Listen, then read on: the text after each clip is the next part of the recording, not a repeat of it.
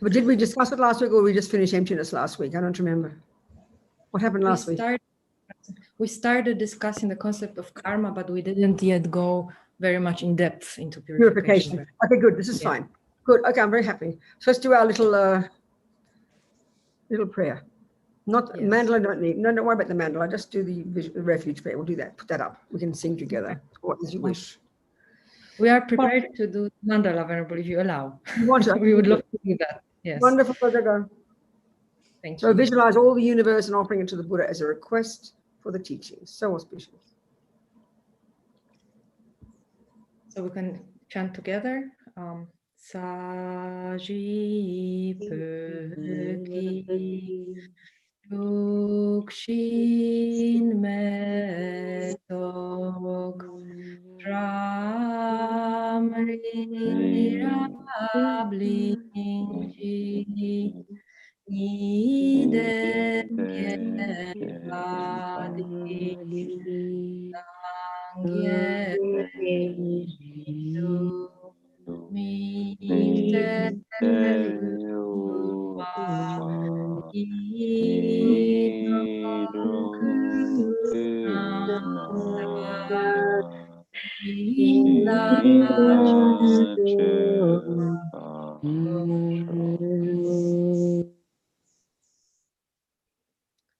And then we recite in English. Perfect, pure, holy gurus from the billowing clouds of wisdom and compassion in the sky of the Dharmakaya, please let fall a rain of profound and upon the receptacle of those to be subject as they need. Okay, very good. Lovely. And now I think we're sorry, jumping ahead. Sorry. Okay, good. Okay, now our little prayer, refuge and bodhicitta, thinking we're, going to rely upon the Buddha, the Dhamma, the Sangha, and his teachings. And why we're doing this is so we can become a Buddha. No matter how long it takes, it doesn't matter. It's a long-term goal. So we can be a benefit to sentient beings. So I'll say that, we'll just sing it in Tibetan. Sangye charang soke changnam la janchu padu jagi jagi chunyangi persona Sangye charang soke changnam la janchu padu Let me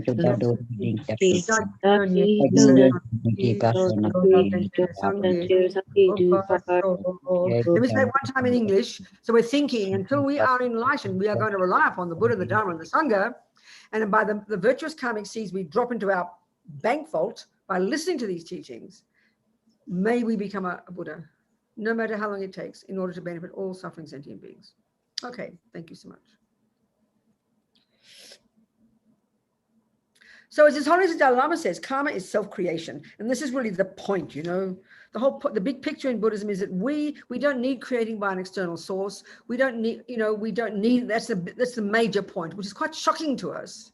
Because the view in the world of religion is creator. It's for us, it's an assumption, that creator equals religion. No, there are many religious philosophical teachings, and Buddhism is one of them, and it's got nothing to do with a creator. Buddha says we don't need creating. His view is so different. In this way, it's radically different, both from the materialist point of view, which says you come from an external source. So to find the source of what's going on inside you, we know we've got to track it back to mummy and daddy, track it back to monkeys, basically. That's completely not Buddha's view. That can help us understand the body, yes, not the mind. There's a crucial difference. And it's not, initially we can't prove this to be true because we don't have a mind subtle enough to see mind, which is not physical. So we have to hypothesize it. It's a radically different philosophical view, and when we start to understand karma, that whatever we think and do and say produces the person we become, that's the main source. So the main source of who I am, where you look into the past of me, is into me, not to mummy and daddy, not to a creator, into myself. You better go back into my mind. And then when you get back to the first second of conception, you continue back into the mind that is the continuity of this particular mind, and you go back further and further. It's not a complicated concept. It's very simple, but it's so different from the usual views. We struggle to hear it. It's shocking to us. But this is the Buddha's view. You can't discount karma in Buddhism. If you don't think about karma, Buddhism doesn't hold up as a philosophical worldview. It just doesn't hold up. It's like a bunch of rubbish. But that's the trouble. We're so used to thinking of religious teaching just being a bunch of rubbish that anyone can believe what they like. You can't prove it. These are very strong misconceptions, The Buddha says if you can't prove it, then it doesn't exist.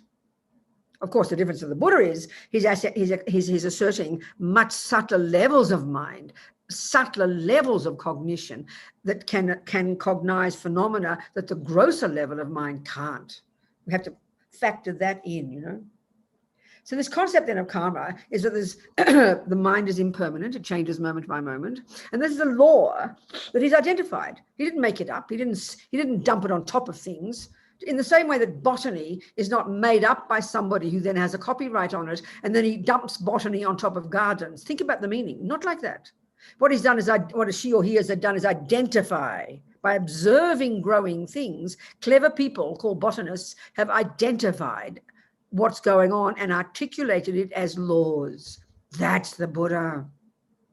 But his expertise is not the mind and not toilets and making computers. It's the mind and it's happiness and suffering. That's Buddha's expertise. So the whole reason to apply the law of karma in your life is the same as the whole reason to apply the law of botany to your garden, because you want a nice garden and you want to understand what is in the garden and how it works. It's so practical, you know. It's not philosophy. It's not just philosophy. It's not a belief. It's not punitive. It's not punishment. It's not reward. It's simply the presentation of Buddha's observation of how things exist. Specifically, what is happiness and what are its causes? What is suffering and what are its causes? So given logically that we do not want suffering and we do want happiness, then that's why we apply the law of karma to our lives. You want flowers and herbs and you don't want weeds. So that's why you apply the law of botany. That's it. It's logical. It's logical. It's logical. And that's why in our culture, we skip over this. We think, oh, karma sounds like it's selfish. It's all about me. You don't understand if you say that. It's obviously all about me. It's clearly all about me. It's obviously all about me. You ought to know about me first. What is my suffering? Be sick of my suffering. What are the causes of my suffering? And how do I get rid of suffering? I have to know this for me first. Then I can help others. It's so logical. So we've got to be revolted by suffering.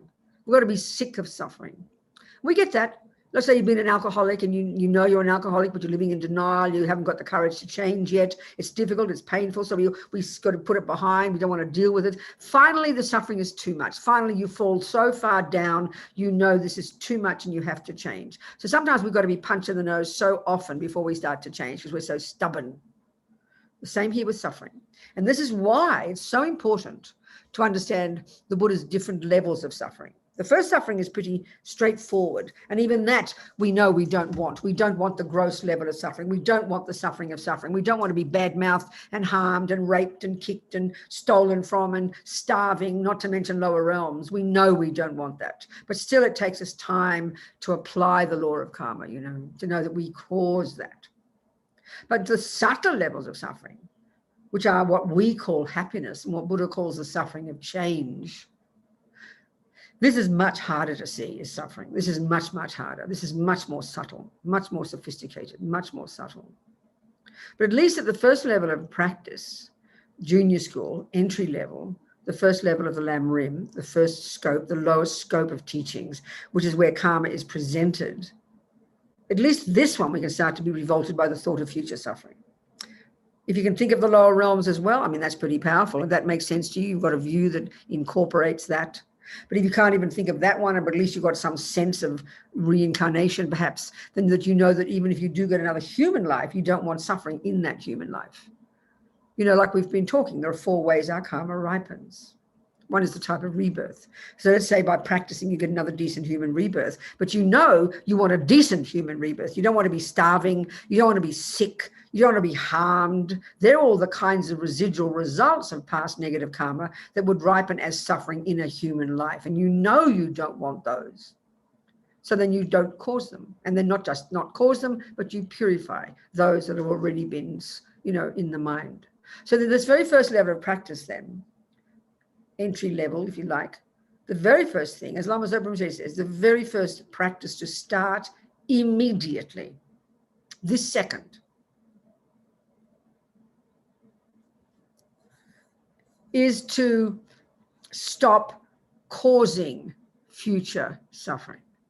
So you go to your doctor and she sees that she sees that your habits, your eating habits, are going to cause you terrible diabetes. She sees it immediately. So her first piece of advice, instant, Robina, stop causing future diabetes. So stop eating sugar or whatever it is you're supposed to do immediately. There's no mucking around. You stop, in other words, using the garden analogy, stop sowing more weeds. She doesn't say to you, go grow some flowers. She doesn't say to you, well, now start eating good food. You've got to first stop eating the bad food. This is a really major point. She doesn't start to tell you just grow the flowers and eating the good food. You've got to stop eating the bad food first. And that's the whole emphasis in the first level of practice. Stop causing future suffering. Stop sowing more weeds. Stop eating sugar now, this second. So what's that for the Buddha? Stop killing. Stop stealing. Stop jumping on the wrong partner. In other words, control the servants of your attachment and your aversion, and stop doing actions of the body that harm others. Then stop doing actions of the speech. Control your speech. This is the hardest one for us humans. We love our speech. We just vomit forth everything. Stop saying words that aren't true. Stop just using harsh, abusive language to people. Stop rabbiting on about nothing. Stop saying bad things behind backs. 4 things. If we can learn to do this, we've already got a brilliant practice. We'll already start to calm ourselves down. So at least you stop creating future suffering. That's the immediate first level of practice. Not watch your breath, not work on your mind. That comes next. That's high school. That's middle scope. Control the servants of the mind first. Then what you've got to do, what about all the sugar you've eaten in the past that hasn't yet ripened as your suffering? You've got to start purifying that as well before it starts to ripen. So here you've got to start putting atomic bombs under all the past karmic actions we've done of killing, stealing, lying, harming, blah, blah, blah, that haven't yet ripened. That's purification.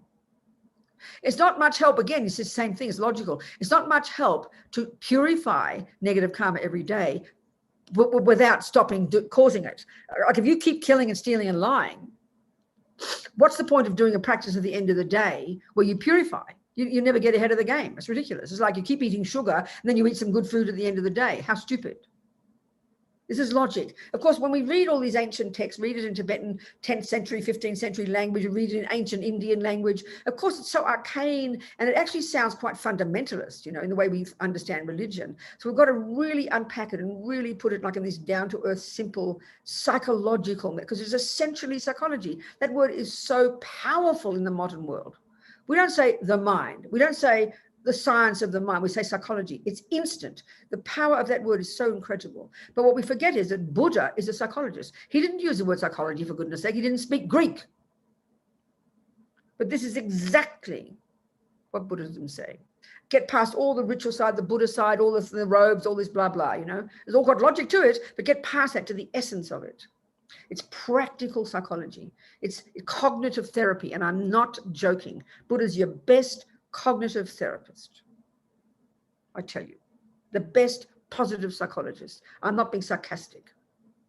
All modern psychology, you can see it's rooted in these Buddhist views with respect to us. We don't know that, but there's no question about that. As the Dalai Lama said, I keep quoting it was more than 3,000 years ago, before the Buddha. There was these amazing Indians who were the ones who began the investigation to the nature of self. That's unknown to us in the modern world. We're so arrogant. It was the Greeks. Greeks are lovely. I love the Greeks. Nothing wrong. But now we're discovering these Indians, these geniuses, because of His Holiness, the Dalai Lama, and all the research they're doing now, and the best brains in the West, discussing with the best brains in the Buddhist world, It's fantastic.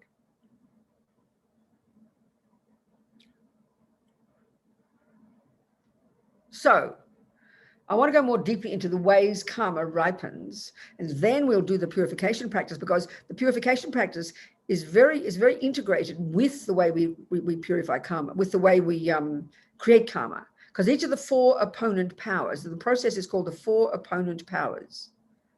One way of describing the 4 opponent powers. So the practice consists of these 4 steps. So each of those 4 purifies specifically each of the 4 ways that karma ripens. So it's very integrated. Of course, we have to learn it and get our head around it, but it makes a lot of sense. We can think of it like this. So the 4 ways, again, that our karma ripens. There are 4 ways that our past mental and physical and verbal actions, karmas, imprint tendencies in the mind, 4 ways in which they drop seeds into our bank vaults in our mind, 4 ways that they program our mind. One is the type of rebirth we get. So for many of us, it's a big leap to even contemplate that. But again, if we analyze it and study it carefully, we'll see it's totally integrated into the big picture in Buddhism, and it's totally logical within that system. It's it's coherent. In other words, it's a very different model. But if you try to squeeze the acupuncture system into the allopathic system, you'll be in big trouble, because they're fundamentally different assumptions, aren't they? Based on different fundamental assumptions. So you've got to, this is the same with the Buddhist view. It's quite a different assumption. You can't squeeze it into the materialist model. You can't squeeze it into the creator model. You've got to learn the entire model and the assumptions. Then it's coherent within itself. So the first way, as we've been discussing, that our past actions ripen in the present. We take our present life. The first way was the karma that was triggered at the time of our past death, before we stopped breathing, the karmic seed that was triggered, that was the one that determined that we eventually, when we left our body, found our way to our present mother's human womb. This is not some random event. They did not create me. It's got nothing to do with a superior being. It's we caused it. We caused it. We caused it. This is so powerful. To think you created the cause for your own life, you know, you're doing. The second way our karma ripens, the second, third, and fourth, I like to call them the residual results of past karmas that are kind of left over, that then ripen in this human life. So the second one is the tendencies in this mind of this particular human being. And this is where I use the example of Hitler and Mother Teresa, 2 ends of the spectrum, isn't it? The opposite ends of the spectrum of goodness and badness, if you like. So the different one is they both had a human body. So one particular karmic seed in each of their cases of their own past non-killing, because specifically non-killing, the really powerful, intentional, positive action of non-killing, the most positive of the positive, because the negative is the most negative is to take life, because the most intense one. Think about it. That is the cause of getting a human body. One of those karmic seed was triggered before we stopped breathing in the past life, not more than a few weeks before we found our way to our mummy's fallopian tube, where our consciousness joined the egg and sperm. So the second way, the second, third, and fourth ways that our karma ripens within this life, they're known as the intentions or tendencies or habits similar to the cause. So for Mother Teresa, we can deduce by observing her behavior that she had kind tendencies and compassionate tendencies, very devotional, very moral, very virtuous. Clearly they were her tendencies. Where did they come from? Not her mummy, but from her own past habits. She brought them with her. Now, clearly we can look at Hitler. He had a bunch of really wacko tendencies, like his intensely, his arrogance, his attachment, his anger, his real deluded views about killing millions of people, thinking it was virtuous. I mean, really deluded person. They were his tendencies from his past habits that he brought with him. Don't blame his little Austrian housewife mummy. That's ridiculous. That's the first way within this life that our karma ripens. And we can clearly see it. You get a human body, which is the fruit of virtue, but you've got lots of tendencies to kill, lie, and steal, which are not from, they're not human. They're not from not killing. They're from stealing and killing and lying. So you bring that, we've got all kinds of tendencies, including good and bad ones.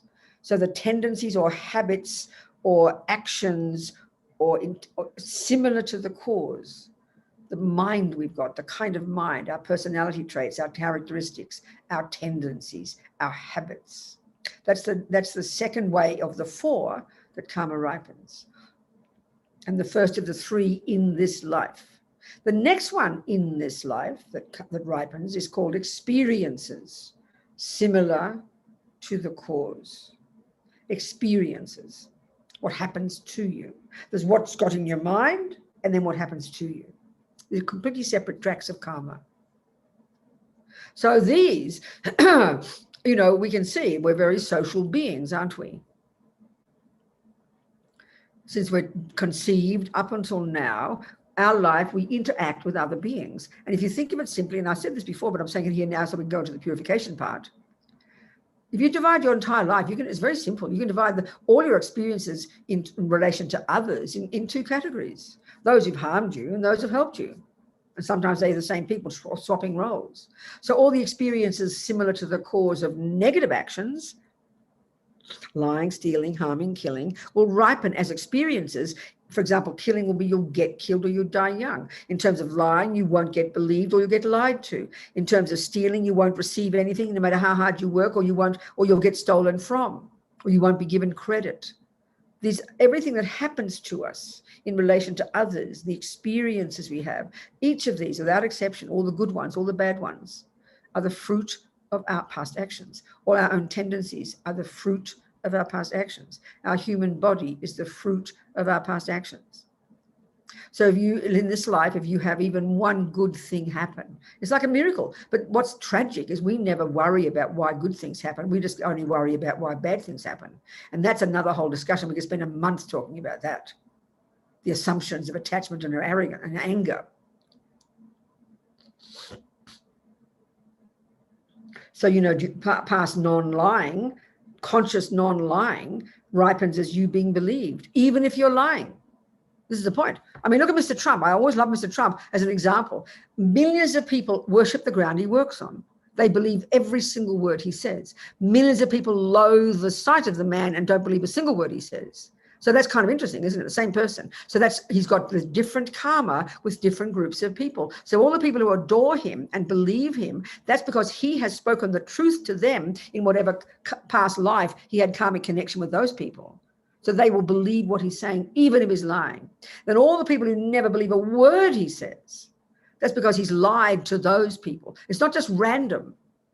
Every way you are seen by others, how you're treated by others, the main cause of that is your actions similar to that.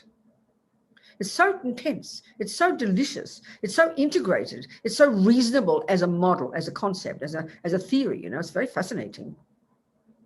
Because it demands you take responsibility instead of being a victim. It's not fair. I didn't ask to get born. Why all these bad things happen? That's why we suffer so terribly. We have no idea why things happen. But all the good things, when we can really start to apply karma to the good things, we're really going to be progressing. But we never think about it. We just greedily take more good things and assume we deserve it. But there's a cause. Not because you're a nice person. Oh, I'm so nice, people believe me. No, it's because you've consciously not lied in the past. I mean, when I was a little girl, I remember lying purposely to say an answer. I lied and people believed me. I remember even then thinking, I better be careful with my words if people believe me when I'm lying. I remember that as a little girl. So the fourth way our karma ripens is called environmental karma. So this seems pretty abstract. How come our actions can impact upon the external environment? But that's all explained beautifully in the Vajrayana teachings, Lama Zopa says in the Kala Chakra Tantra, all these detailed texts, there are these detailed explanations of the intimate relationship between internal and external energy. So that means, in other words, when we talk about, the way we're structured, according to this model, the universe consists of the four elements. That's it. The physical world is made of the four elements. This is the Indian system. This is the Chinese system from ancient days ago, This is the Vajrayana system. Four elements. That's it. That's the physical world. And then there are minds. And what they found, the great Vajrayana beings, the Buddha's teachings, that all minds are inextricably linked to their own set of the four elements. So we've got gross body, this one, the bag of bones, connected to our sensory consciousness, our gross consciousness. And then we've got subtle consciousness, which is all the 72,000 subtle channels coursing through our body. And then coursing through those channels are all these different pranas, these different wind energies. I mean, the Tibetan doctors, they study 12, 14 years, all these winds. These are the basis of our health. But what's fascinating is that all of our states of mind, our mental states, which are more subtle than the sensory, they are all, going through these channels linked to these wind energies. So your Tibetan doctor will feel your pulses, and she will feel an imbalance of certain wind, and she knows that's related to your attachment. That's why you're having panic attacks. That's why you're having anxiety. So she gives you herbal medicine that calms down the winds, and because the winds are connected to your mind, calms down your mind. It's a marvelous system, So the body and the mind are inextricably, intimately linked. So, as Lama Zopa says, Even when just angry, just the mind angry. The mind is connected to its wind energies. So first of all, the anger programs your mind in anger. You practice that tendency. And then second, it impacts upon and pollutes your wind energies, those particular wind energies, which is your physical nature, your physical, and that's subtle, but eventually that manifests karmically as sickness in future lives and sick bodies or harmed bodies. You create that. Then not only that, over many, many lifetimes, that eventually impacts upon the external elements. And that's what causes disruption of the external elements, the disruption and the disharmony of all the elements, too much fire here, too much water there, not enough things, the food being bad, the earthquakes, we even create the physical world in this system, not like with a magic wand. It's an evolutionary process. All of it coming from minds. Minds are the creator of the entire universe. We don't need a creator. It's a very fascinating system. I think it's marvelous. I love it, obviously. I'm a fan. I think Buddha's great. So we need even to purify environmental karma. So environmental karma, let's say, we'll use one example of a good action and the 4 ways it ripens. And then the opposite is obvious. And then these 4 opponent powers, which we're now going into, each purifies one of these. It's so precise, It's like really good medicine. I always like to use the example when you go to the health shop and you go to the homeopathic section. They're really intelligent. They've got A to Z for the diseases and A to Z for the medicines. Arthritis, you go over, oh, here it is, arnica, thank you, bye, out the door. Same here for the Buddha, very practical. So, environmental karmic, the 4 results of, let's say, non-killing. If you got all 4, let's say, the karmic result, the 4 karmic results of non-killing, conscious, intentional non-killing. And now this is the point here. As Lama Zopa says, just being good enough, being good is not enough. You need to have created this virtue within the framework of living in vows. Vows are like stupendous. They're so powerful. It's just not, it's not enough just to be good. Our virtue is not strong enough. We need to practice virtue in the framework of living in vows, of non-killing, just the 5 lay vows: non-killing, non-stealing, non-lying, and non-sexual misconduct. The 5th one is alcohol, and forget that one for the minute. But those 4, if you can live in a vow of not killing, not stealing, not lying, and not misusing your body based on sexual attachment, this is powerful. And these will have enormous future results. And I'll give you the examples to show. So the karmic result of non-killing, as far as the complete result is concerned, the type of rebirth is a human body. The next one is you'll be born with a tendency not to kill. Now look at the human world. I'm afraid it's the opposite, isn't it? Most humans are born with a tendency to kill. Why? Because we've killed before, and this is the crucial point, because we haven't purified it, but also because we haven't purified it by living in a vow of not killing. That's the tragedy. So if you wake up in this life with a tendency not to kill, lie, steal, or eventually you discover it when you become a Buddhist, that's because you've lived in the vows in the past. The vows are so powerful. The second way your tendency to not kill would ripen, as I said, as a tendency. The third way would be as an experience similar to the cause of not killing, which is, guess what? You won't die young and you won't get killed. Quite specific. So far, we're experiencing that one, aren't we? 4th, the environmental result of non-killing is that the physical world will benefit you. The food will be delicious, the water will be delicious, the air will be pure, you won't get sick, you'll be fat and healthy. So the main cause of why the physical world nourishes you, your past non-killing. The main cause of why you don't get killed and don't die young is because of your past non-killing. The main cause of you having no thought to kill, your own past karma of non-killing. The main cause of your human body, your own past non-killing. We are the creators of ourselves.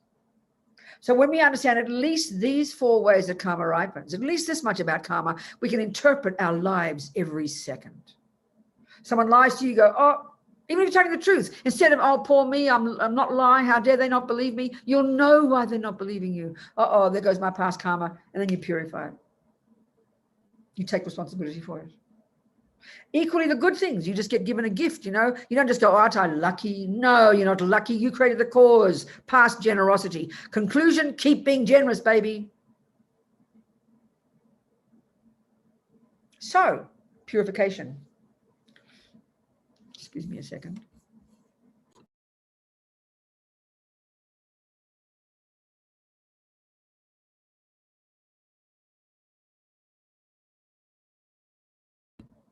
Okay. So purification is 4 steps, lots of 4s, 4 noble truths, 4 this, 4 that. So the 4 opponent powers. Here we go. There's a good way to remember it, the 4 R's. I don't know. I think I heard this from my friend, a nun in Adelaide in Australia 25 years ago. Whether she invented it or somebody else, I don't know what, but it's the 4 R's. It's easy to remember. And there's different order you can present them in, but this is a really tasty order. And it's in the framework of the Lamas always use the example of if you've eaten poison. It's a really good example. If you've eaten poison, and that for you, if you get diabetes, sugar will be poison. So think of that. If you've got a tendency to get diabetes and you've eaten sugar, and the first step has to be, you have to acknowledge that you ate sugar. You think about this. So what do we normally do in our world? We go, or someone says, oh my God, Robina, there's sugar in that tea. And you go, who put sugar in my tea? And you're going to blame somebody and then sue the sugar company or something while you're dying of diabetes. Blame. That's our first way. How stupid. Second, oh no, I ate sugar. Oh, I'm such a bad person. And you sit there getting guilty. What good is both of those? They're useless. They're impotent. There's no action. They're useless. Guilt and blame. That's how we live. Guilt and blame. Useless states of mind. They just increase the suffering. There's no action implied. There's nothing you can do about it. You just sit there raging on, against yourself or against others. And think about guilt. It is exactly the same as anger. The difference is you're the object. Listen to anger. You did this and you did that and you did this and you're a bad person. Look at guilt. I did this and I did that and I did this and I'm a bad person. Exactly the same state of mind. Hopeless. And we run to these automatically. The third option we have, which is ridiculous. Someone says, my God, Robina, there's sugar in your tea. No, there's not. You live in denial because we can't bear the pain, That's how we live. So this fourth option is the most intelligent. Oh my God, what an idiot. I can't believe I ate sugar. Really? Was there sugar in there? Oh my God, I fought a fool. I didn't realize what I was doing. Quick, what can I do about it? That's the one of the first one. That's what's the first one? I forget the name. What is it? I'm losing my memory. What's it called? Regret. Regret. Thank you. I'm losing my mind. I worry sometimes I'm getting Alzheimer's. What do you think? Am I getting Alzheimer's? Do you think I'm getting Alzheimer's or dementia? I forget. What do you think? I forgot that word. That's really shocking. My grandmother, when I was a little girl, living in bed, sleep in bed with her, and she forget things, and she'd say, and I'd tell her, you forget, Nanny, and she'd say, you'll forget things when you get older. I said, no, I won't. Well, I do. I tell you, it's very shocking. Regret. Thank you. So the first one is regret, but listen, you've got to unpack this one. We hear it as guilt. We hear it as, I shouldn't have done that. That is completely anger. Like your mother says, you shouldn't have done that. Think about that, analyze, unpack that. That is anger. How dare you? You're bad. That is not regret. When you realize you've eaten the sugar, you're, oh my God, what a fool. I can't believe I ate sugar. Quick, what can I do about it? That's intelligence. That's regret. It's intelligent. It's based on kindness to yourself. It is crucially based upon, therefore, the view that you don't want to for future suffering. You've got to think of the sugar like that. It's the cause of your future suffering, and I don't want suffering. So killing and stealing and bad-mouthing and cheating and killing the ant and whatever you do, when you think of it, instead of trying to hide it, which is what guilt does, guilt tries to hide it, you own it. You own it and you realize what a fool I was. I didn't realize at that time that I did that I was going to sow seeds in my mind that will ripen in the future as my suffering. And you know what, Robina? I don't want suffering. You're talking to yourself here. Don't think of this as religious. This is psychology for you. You're being your own friend. It's so important to think of it this way. You're talking to yourself. You're becoming a grown-up. You're becoming your own friend. I'm not joking.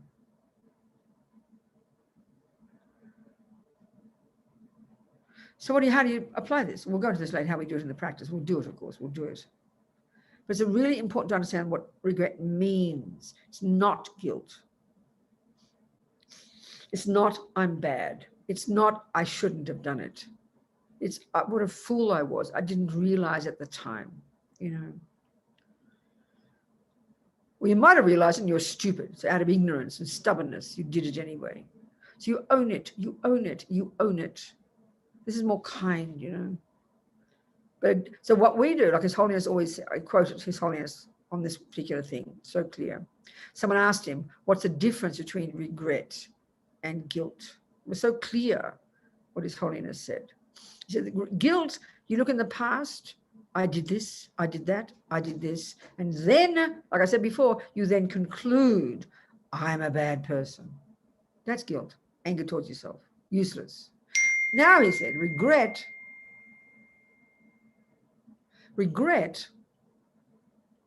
is the same in the first. I did do it, and I did kick the dog, and I did have that abortion, and I did lie. You own it, and that's the hard part. We either want to blame somebody else, have guilt or denial. So this is the fourth one. It takes time it's courage to own it. I did do it, and it's not, don't be scared, you know. We're so used to guilt. We're so used to being a not wanting to be a naughty girl. We're so used to trying to do what we think mummy says we should do. That's hard to own it, that we did do it, because it's too painful, you know. So this takes real courage. I did do it. But at the time I did it, I didn't know I was going to harm myself. I didn't know I was sowing a negative seed. I didn't know that there'd be karmic consequences. I didn't know about karma. I didn't know about diabetes, in other words. So I did do it. I did eat that sugar. And I didn't know that I'd get diabetes. What a fool I was. It's kindness to yourself. That's regret. So then you conclude, obviously, quick, what can I do to fix it? That's regret. It takes time to cultivate it. You can be, there's a person I know who's a Buddhist teacher who completely has all this anger and guilt when he does his purification. He didn't even realize he was doing this, even though he's a Buddhist teacher. Because, it's so hard for us to hear this. We've got to unpack it carefully. Don't just say the word regret. And this is nothing yet to do with compassion, by the way. Compassion comes second. This is for yourself. Regret. So what do you do? How do you do this practice? When you're sitting at the end, the best time to do it is the end of the day. You clean up your act at the end of the day.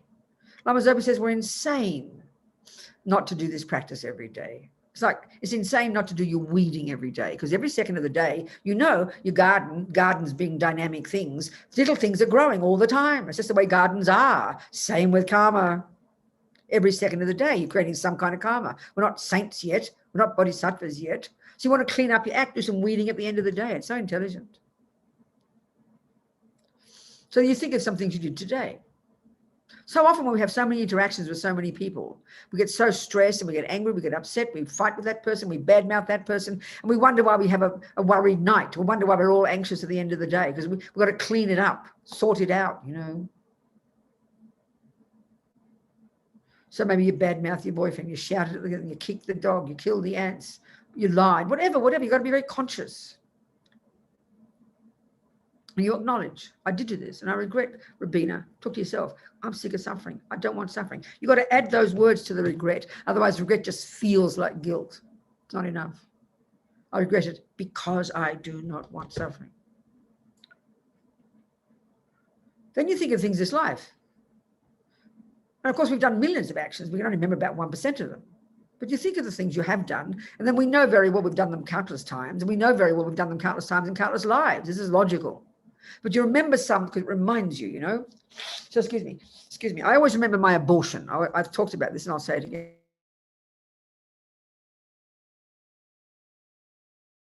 You know, abortion pretty much means as consciousness came to my womb when I was 23 and I knew I was pregnant and I decided I was going to have an abortion. That's it. So I always add this extra piece to it as well. It's important to remember the relationship between me and that person who came to my womb. I didn't make that person.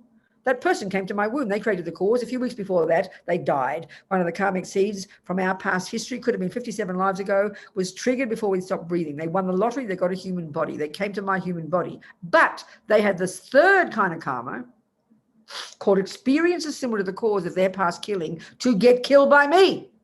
They wouldn't have got killed if they didn't have the karma to get killed. It's an impossibility. Many people try to have an abortion, that doesn't work, you know, because they didn't have the karma to die, the person in the womb. This person had the karma to die. So they got the first karma, human body. Then they got another karma, the third one, experiences similar to the cause of past killing, that they created the cause to die young and to get killed. They didn't even get it out of the womb and they died already, you know. That's their part. So often when we have we often have all this guilt and we say, well, I'm an evil person, I'm bad. And so many women agonize about abortions and things. Yeah, we did our role. We did our part in it. It's a very interdependent scenario with me and that person. It's very specific. I never had the thought ever again to have an abortion, ever once. I didn't need to. I never got pregnant, no. So the particular karma with that person, it's very personal. Whoever she was, he was, they came to my womb. As soon as I knew they were there, I thought I'm going to have an abortion. It was crystal clear, you know. So they had the karma to be killed. Nothing happens without causes. And the causes are in the mind of the person. So I always regret the abortion. I didn't know at the time. I'd been a Catholic. I wasn't a Catholic. Then I'd given up God. I didn't think of it as a person. I didn't think of it as a consciousness. I didn't think of it as a soul. It was just very clear. I didn't want what came out the other end at the time of the 9 months, you know. So I had this abortion. So then I regret that. Because why?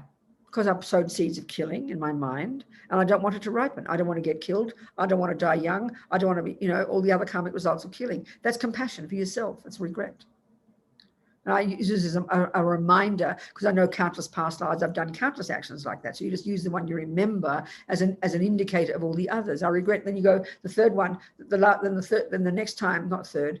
So you regret the things you remember today. You regret some things this life as a reminder of the things you've done. And then you think, and whatever I have done since beginning this time with my body, you know, and speech to harm others, I regret them. Talk to yourself, because you know what, Robina, I do not want future suffering. This makes us to feel its responsibility, accountability. It's not guilt, it's not shame. You're not confessing, if you like, to anybody else. You're talking to yourself, you know. You're talking to yourself. You're taking responsibility. You're being accountable, grown up. So then you say, what do I do about it? What can I do about it? What can I do? These seeds are in my mind. What can I do about it? So second step, reliance. See here, you know, if it's a sugar, whom can I turn to? Who's the doctor? Where's the doctor? Like this poison, if you've eaten poison, you don't go, you know, you go, whom can I turn to? Who's got the remedies that I can use to purify my own mind? I purify my mind. We use Buddha like you use the doctor, but you do the purifying. That's a massive difference between the Christian view and the Buddhist view. And I'm not criticizing, but it's crucial to understand it.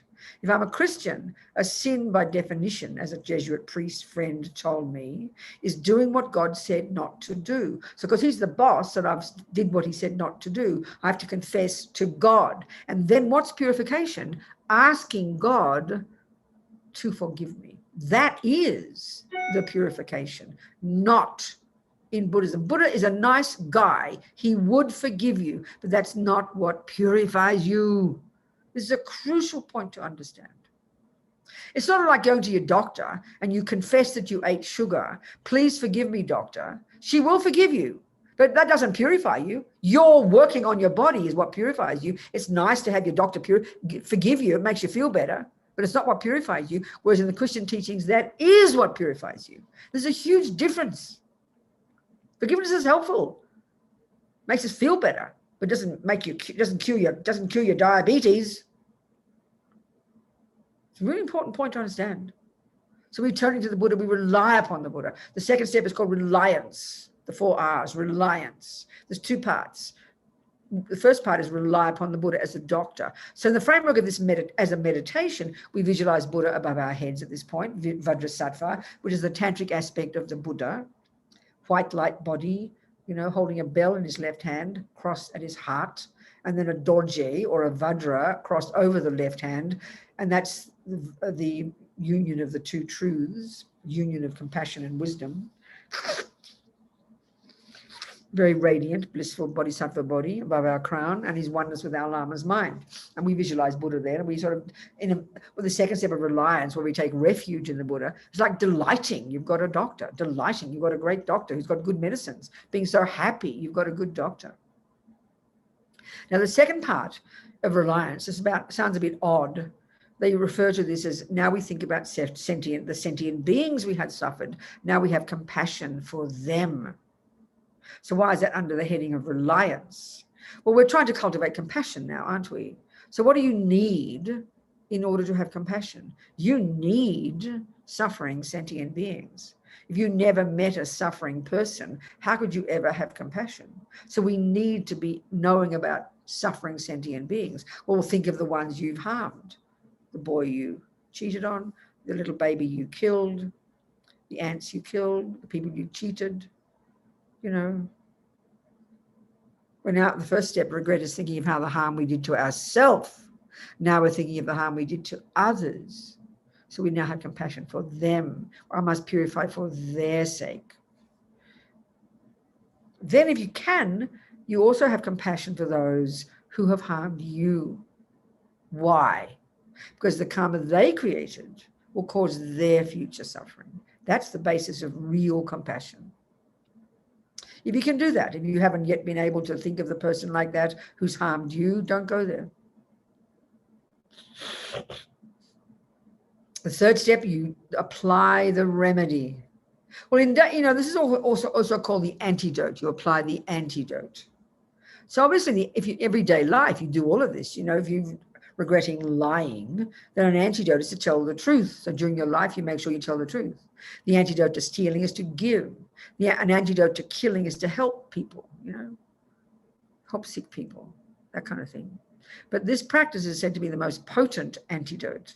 All the lamas in all the traditions in Tibet say this is the best, most powerful antidote. And this is because all the practices that incorporate the Buddha, visualizing enlightened beings, are so powerful because of the power of enlightened beings. So in this third step, we do the visualization of imagining nectar coming and purifying us as we recite the mantra of Vajrasattva. This is said to be the most potent medicine, the remedy.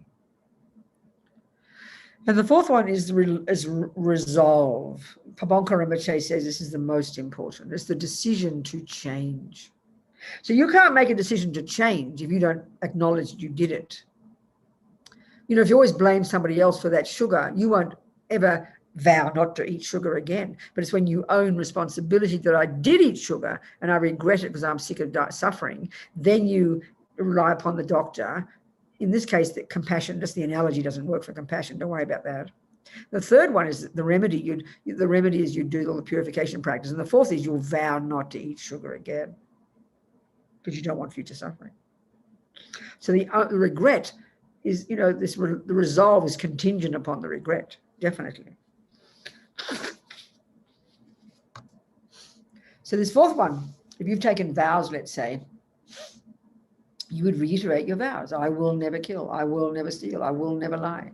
So those things you can say every day. And don't get nervous about them. We say, how can I say I won't kill? Maybe I'll have to kill. But if, it's like saying, maybe I'm not going to vow never to go 100 kilometers an hour in a 30-kilometer area when I'm driving the car. What if I have to drive 100 kilometers an hour? Well, once you made the decision to only never go 100 kilometers, I guarantee you won't go 100 kilometers because you've decided. So you're the boss. We're the boss. So we reiterate our vow. And what you're doing is, it's like doing push-ups. You keep getting better at it. You're digging deeper and deeper in your mind, this groove of never killing. And guess what? Next life, you'll wake up with no thought to ever kill. Because that's the power of purification, and it's the power of vows. You're programming your mind in a very powerful way.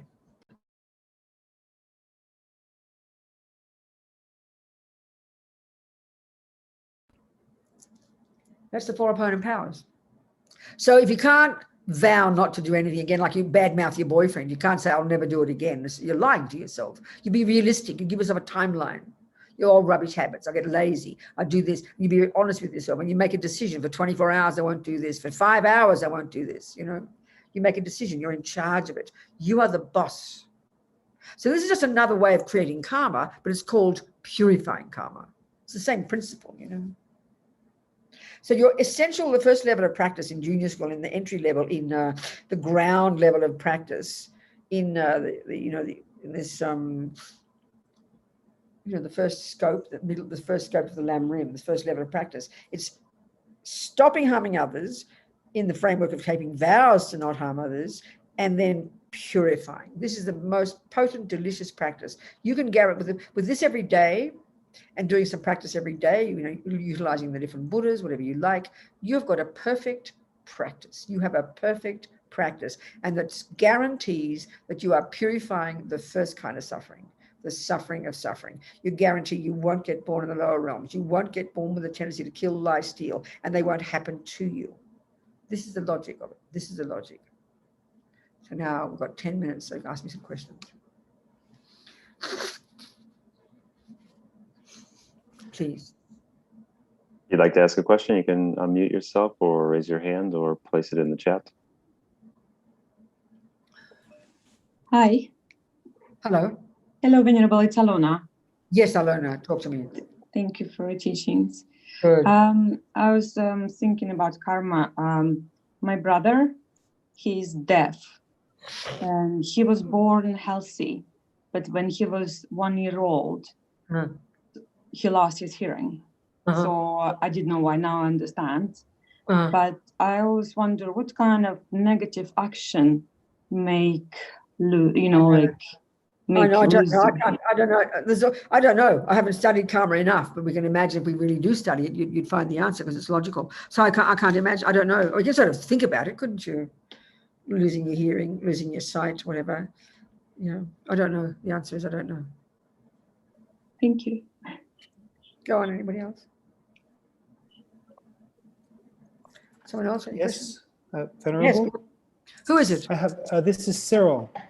Okay, Cyril, talk to me, sweetheart. Yes. So my question is, if we cause our own rebirth as a human body, this must mean that the mind creates matter. So what is the relation?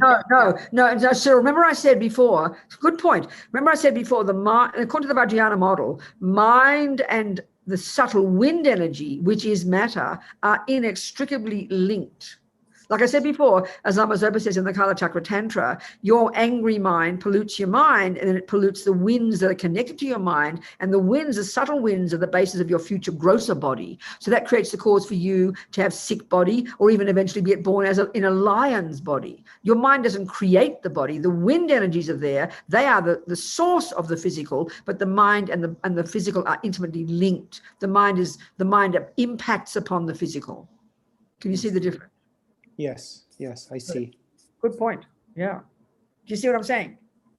Matter itself is inert, but mind, because of its relationship at this subtle level, and this is in the Vajrayana teachings, and like I said before, that's the basis of the Tibetan medical system, that at the subtler level, mind and matter are inextricably linked.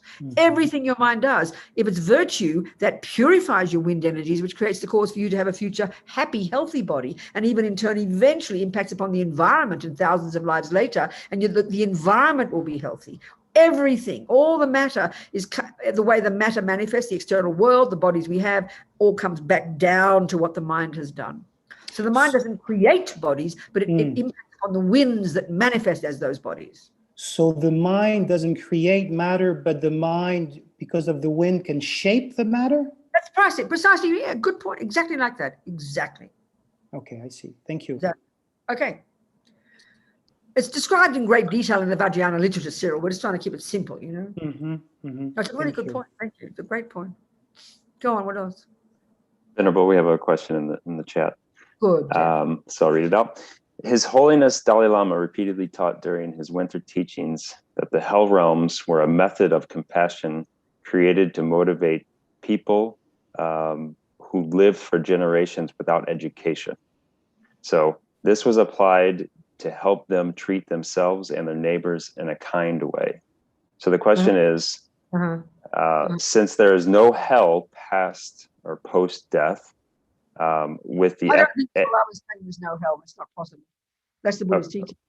No, I think he's just, His Holiness talks a certain way to certain people in the West, especially, to suit our minds. I would suggest that. The Buddha's view is that there are hell realms. And that's all in the teachings. It's all there laid out in great depth and analysis. So I think His Holiness teaches in a certain way to different people. And it all fits. The hell realms, the spirit realms, the animal realms, the God realms, the formless realms, the form realms, all these realms of existence that aren't the human one and the animal one, which are the ones we can see, are all coherent in this big system of the Buddhist view of the universe. Robina.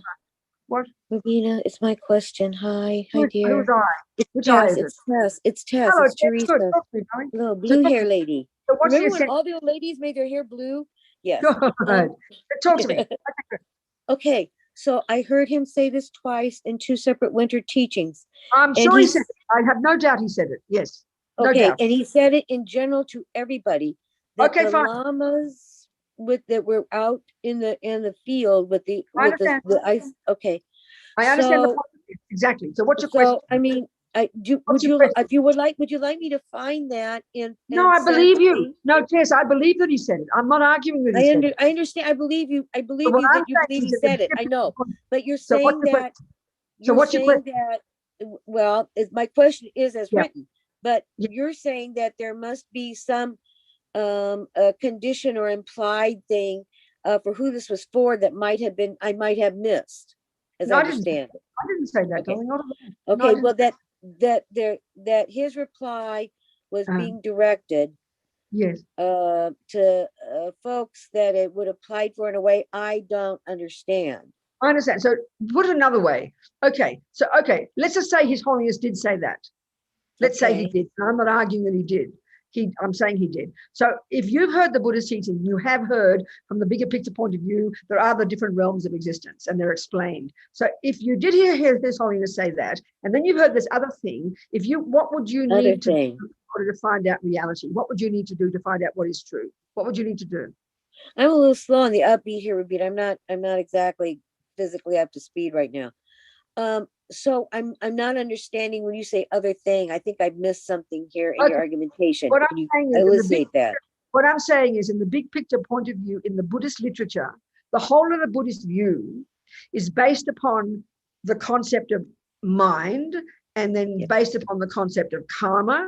And then karma is different actions we do that produce different experiences. One way of Buddha's description of samsara is there are different realms of existence. There are trillions of minds, all of whom are doing certain actions, all of which actions impact upon the mind, all of which actions then produce future lives, including hell realms, spirits, God realms, formless realms, form realms, many realms of existence. And as thousands, countless. Let me finish. So let me just finish. Okay, I'm agreeing with you. That's the Buddhist teachings, and it's in the literature. Then that's on the one hand. Now we hear His Holiness saying a certain explanation. We hear two things that would seem to contradict. So far, are we on the same page so far? Before I go further, yes. I agree that you're hearing two different things, one from the text and one from His Holiness. Are we agreeing there seems to be a contradiction? Would you agree? We're both editors, Robina. We know that things get edited. So then, yes, I need you to agree with this point, and we'll go to the next point. So do you agree? Right. We're hearing different interpretations. One text says there is a hell realm. Dalai Lama as a source says there isn't. You're suggesting that. Would you agree? We've got two different things. Now, we are discussing here not believing anybody. I don't want you to believe the text, and I don't want you to believe the Dalai Lama. If you were interested in reality, we would then need to investigate to see what is true, wouldn't we? Yes, we would. Well, that's it. There's the answer. You start checking up the text. I done did it, Robina. I've done did it. What, darling? I did it. So what's your conclusion? What's your conclusion? Is there hell or isn't there? My conclusion is that people will use the I'm asking you about what's true, Tess. Is hell true or not? That's my question. We're deciding what is true and what is not. Hell exists. Hell exists as we live it. No. That's not what Buddha says. No, that's not what Buddha says, Tess. I'll find the link. What, darling? I'll find the link. You find the which? No, you don't. L-I-N-K to what he said. It's all right, Tess. It's all based on what he said. I understand that. As a man of the 21st century, the 14th Dalai Lama may have more understanding than what we had 3,000 years ago. That's right. I understand. Okay, I'll find the link. You don't need to. I believe you. It's all right, Tess. Well, I need to because your argumentation is based on that. So now I need to produce it. It's okay. So Tess, fine. Whatever suits your mind is fine. But I'm trying to just debate, but not to argue. I'm not saying that this idea is incorrect. I'm saying that in order to bring people to the idea, it was a method of compassion that was used. But it's outdated now, and it may not affect things. We've got broadband, we've got education. We may have moved things so far forward, we're controlling our own evolution. I understand, darling. And we understand that in science. Good. And so it has shown up. I agree with you. It's shown up in Buddhism, but here it is. Here is the moment, the fourth turning, Robina. I understand, darling. Thank I understand. You. Thank you, sweetheart. So kind. I love you very much. Good. I'm happy you do. What's next, Jeff? We have one hand up, Katya, if we have Who is it? time. Who's got their hand up? Hi, Oh, there you Robina. go. Hello, Thank you very sweetheart. much for your Hello, teaching. Katya. Talk to me. Thank you. My question is, there are different purification practices, and Yes. I would like to know, is there any difference, like, for example, in between Vajrasattva and 35 Buddhas? Darling, in the end, they're just different little techniques, like different recipes, you know. The fundamental point of this process that we call purification is this process of, these acknowledging, compassion, purification, and the wish to change. That's the bottom line. Then the medicine, one medicine is called Vajrasattva, another medicine is called medicine, prostrations, another one is called medicine Buddha. There's many, many, many different approaches, but the fundamentals of the mental attitude of these 4 steps, that's what purification actually is. You with me? That makes sense? Makes sense. Thank you very much. Thanks, Katya. What else, people?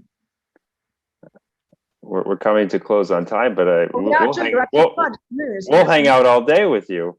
This is no problem. Good. So listen, you people, this is such an interesting point. All of this is the point I'm trying Christian to... had raised his hand for a second. Oh, talk to me, sweetheart.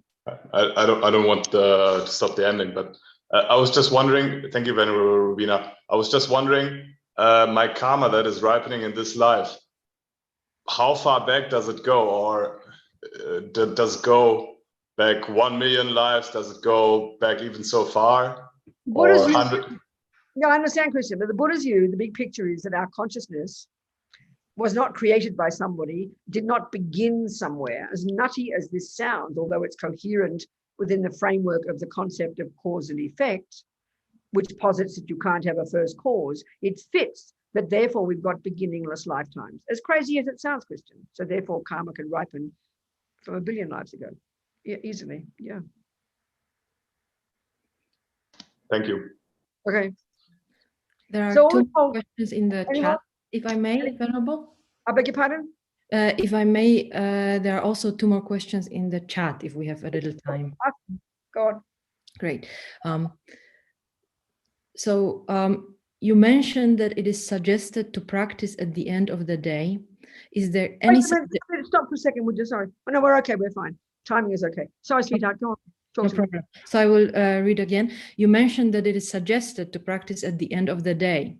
Is there any suggestion of how long we should practice purifying the same karmic seed? Yeah, I mean, when you've realized emptiness, that's when you cut it completely. So every time, it's like you got a tree that's 1,000 feet tall, and if you chip away at it for 3 minutes, you do some work. If you chip away at it for 10 minutes, you do more. If you chip away at it with really intense muscles, so it's all a question of how much you with your mind involved in the process. Your mind involved in this process of these 4 steps is the purification process itself. So as Lama Yeshe says, purification is the power of your regret, the power of your reliance and compassion, the power of the remedy, and the power of your resolve. So the more strongly you chip away at that tree, the more likely it will fall down. But it's not just overnight. If you realize emptiness tomorrow, you'd cut the root. So it's leading us gradually. It's kind of putting atomic bombs under the tendencies every time you say it, every time you do it. It weakens it, it weakens it, it weakens it, until eventually one day you realize emptiness, and when you'll cut it. It's an ongoing process. Thank you, Venerable. And the last question in the chat is about the ultimate reality. So in the ultimate karma, in the ultimate reality, in which way does it exist? And in which way does it not exist? How can we integrate that perspective in this teaching? The same way that toilet paper and pee-pee and caca are empty of inherent existence, so is karma, so is Buddha, so is you, so is the purification process. Everything has 2 levels of reality. One is a dependent arising, which is the conventional, and one is the ultimate, which is emptiness. So the empty karma is empty, negativity is empty, goodness is empty, Buddha is empty. Negativity is a dependent arising, karma is a dependent arising, Buddha is a dependent arising. All things that exist have 2 levels of reality, and the more we understand these 2, how they're integrated, is the more we will understand it. It's the best answer. That'll do for now. So we keep moving, like Tess is talking. We keep checking, keep listening to whatever, and and what we're trying to do is find out what is true. Buddha's talking about reality, what is true. So our job is to read the text, listen to the teachings, listen to His Holiness, listen to the sources, listen to the commentaries, and then discover by us in our own selves, with our own study and our own practice, what is true. Finally, that's the bottom line. And the Buddha says that we can eventually develop the mind to the point where it does see that which exists without mistake. That's what we're heading for. So we keep doing that process. Thank you, sweetheart, so much. Jang Chob Sem Chog Rinpoche Ma Ke Panam Ke Yuchi Ke Pa Nyam Pa Me Pa Yang Gong Ne Gong Du Pa Ba Shog Gewa Din Yudu Dag Lama Sange Drub Yone Drowa Chikang Malu Pa De Sala Gurpa Shog. So just saying, may compassion grow and grow. And these seeds we planted, this one little hour, so brilliant, so marvelous, these seeds we planted. May we nourish them from this moment forward so that we never give up becoming this Buddha that we have the potential to become for our sake and the sake of others. Thank you, sweethearts. Thank you, everybody, for your questions. Thank you, teacher. Darling, all of you, thank you. If you do have a couple of minutes, Venerable, we would love to recite the long life prayers for yourself, but also may our lamas all live long. Just have the thought, your heart, may all our lamas live long. We need them badly on this planet. Goodbye, Pete. You can do what you like. I have to go. Thank you very, very much.